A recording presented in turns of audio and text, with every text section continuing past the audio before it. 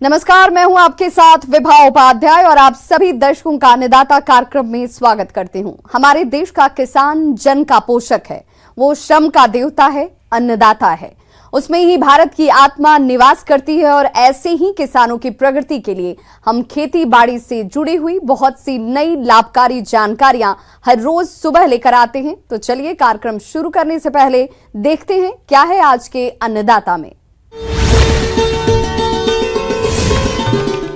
आज के समय की जरूरत है प्राकृतिक खेती।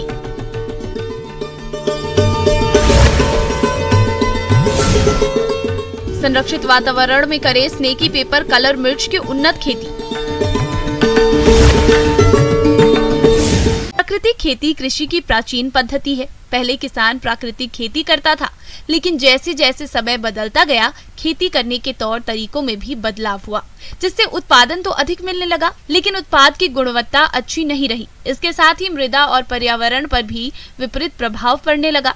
इन सभी समस्याओं को देखते हुए ये जरूरी हो गया कि किसान फिर से प्राकृतिक खेती की तरफ रुख करे। तो आप किस प्रकार से करें प्राकृतिक खेती, इस बारे में जानकारी दे रहे हैं विषय विशेषज्ञ डॉक्टर इरफान खान।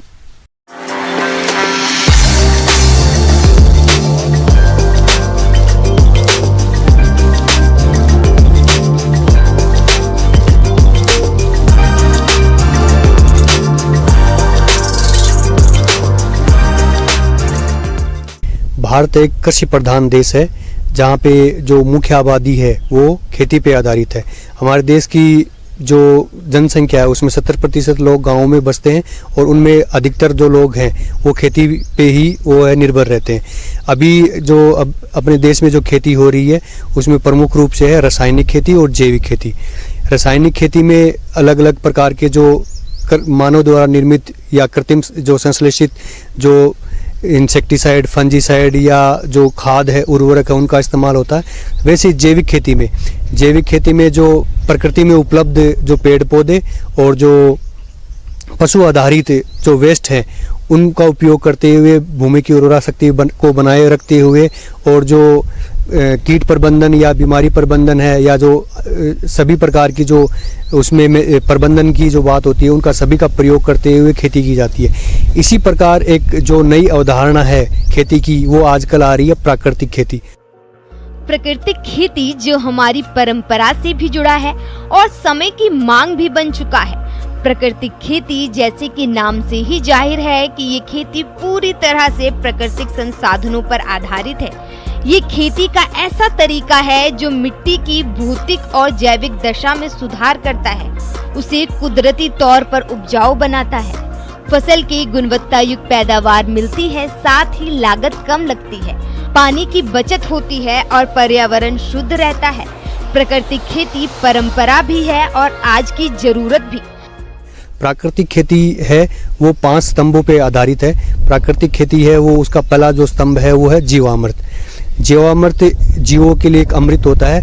इसको बनाने के लिए है वो 10 किलो गोबर, 10 लीटर गोमूत्र, 2 किलो बेसन, 2 किलो गुड़ और संजीवनी मिट्टी। संजीवनी मिट्टी का यहाँ तात्पर्य है पीपल, बड़ या खेजड़ी की पेड़ के नीचे की जो मिट्टी होती है उसको संजीवनी मिट्टी बोलते हैं। तो इन सभी का प्रयोग करके जीवामृत है उसको बनाया जाता है। तो जीवामृत को बनाने के लिए सबसे पहले 10 किलो गोबर है उसको घोल लेते हैं। उसके बाद में जो गोमूत्र है 10 लीटर उसको है वो मिलाया जाता है। उसके पश्चात जो बेसन है उसको मिलाया जाता है। बेसन यहाँ पे जो गोबर है उसमें जो सूक्ष्म जीव है जो किसानों के लिए उपयोगी है उसके प्रवर्धन और संवर्धन के लिए है वो इस्तेमाल किया जाता है। गुड़ का भी यही कार्य होता है। तो जो 200 लीटर जीवामृत है वो 1 एकड़ जो खेत है उसके लिए पर्याप्त है।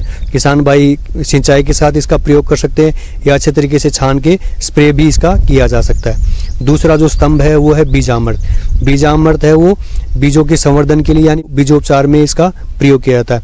बीजामृत बनाने के लिए 5 किलो गोबर, 5 लीटर गोमूत्र, 50 ग्राम चूना, संजीवनी मिट्टी ही का प्रयोग किया जाता है। सर्वप्रथम जो 5 किलो गोबर है उसको सूती कपड़े में बांध लेते हैं और जो 5 लीटर गोमूत्र है उसमें रात भर लटका देते हैं। तो जो भी उसका अर्क है गोबर का वो गोमूत्र में आ जाएगा।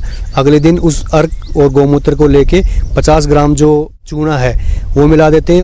1 किलो संजीवनी मिट्टी वो मिला देते हैं और 12 से 15 घंटे के लिए किण्वित होने के लिए छोड़ देते हैं। अंत में फिर वो जो किण्वित हुआ जो पदार्थ बचता है उसको छान के बीजों को बीजोपचार में इसका प्रयोग किया जाता है। तीसरा जो है वो कंसेप्ट है वो घन जीवामृत का। घन जीवामृत भी जो जीवामृत होता है उससे अलग होता है। इसमें ये इसको सूखे तरीके से बनाया जाता है। इसमें भी गोबर, इसके अलावा गौमूत्र, बेसन, गुड़ इसका प्रयोग किया जाता है। बाद में सुखा के इसको अच्छे तरीके से बारीक बना के वो खेतों में भुरकाव किया जाता है। उसके बाद में है आच्छादन। आच्छादन है वो जो है प्राकृतिक खेती में जो अपनी कृषि अवशेष होते हैं उनका आच्छादन है उसका प्रयोग किया जाता है। उन आच्छादनों में जो अलग अलग जो आच्छादन अपने हैं, जैसे सरसों का आच्छादन हो सकता है, गेहूं का आच्छादन हो सकता है, या केले के पत्ते हैं उनका आच्छादन हो सकता है। प्राकृतिक खेती कृषि की प्राचीन पद्धति है। इस खेती का मुख्य आधार देसी गाय है। प्राकृतिक खेती भूमि के प्राकृतिक स्वरूप को बनाए रखती है। इसमें रासायनिक दवाइयों का प्रयोग नहीं किया जाता है। इस प्रकार की खेती में जो तत्व प्रकृति में पाए जाते हैं उन्हीं को खेती में कीट और रोग नाशकों के रूप में काम में लिया जाता है। प्राकृतिक खेती से किसानों को फायदा। किसानों की दृष्टि से लाभकारी। भूमि की उपजाऊ क्षमता में वृद्धि होती है। सिंचाई अंतराल में वृद्धि होती है। रासायनिक खाद पर निर्भरता कम होने से लागत में कमी आती है। फसलों की उत्पादकता में वृद्धि होती है। बाजार में जैविक उत्पादों की मांग बढ़ने से किसानों की आय में भी वृद्धि होती है। मिट्टी की दृष्टि से देखा जाए तो जैविक खाद के उपयोग करने से भूमि की गुणवत्ता में सुधार आता है। भूमि की जल धारणा क्षमता बढ़ती है। भूमि से पानी का वाष्पीकरण कम होता है। पर्यावरण की दृष्टि से देखा जाए तो भूमि के जल स्तर में वृद्धि होती है। मिट्टी, खाद्य पदार्थ और जमीन में पानी के माध्यम से होने वाले प्रदूषण में कमी आती है। कचरे का उपयोग खाद बनाने में होने से बीमारियों में कमी आती है। फसल उत्पादन की लागत में कमी और आय में वृद्धि होती है। अंतर्राष्ट्रीय बाजार की इस प्रथा में जैविक उत्पाद की गुणवत्ता का खरा उतरना। इस प्रकार किसानों को प्राकृतिक खेती करने के फायदे हैं अनेक। आत्मनिर्भर भारत के आत्मनिर्भर किसानों की खुशी। प्राकृतिक खेती। पांचवा जो कंसेप्ट है या अवधारणा है वास्पा की।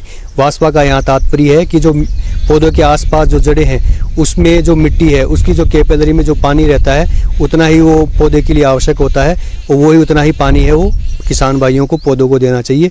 ये 5 जो स्तंभ है उस पर आधारित है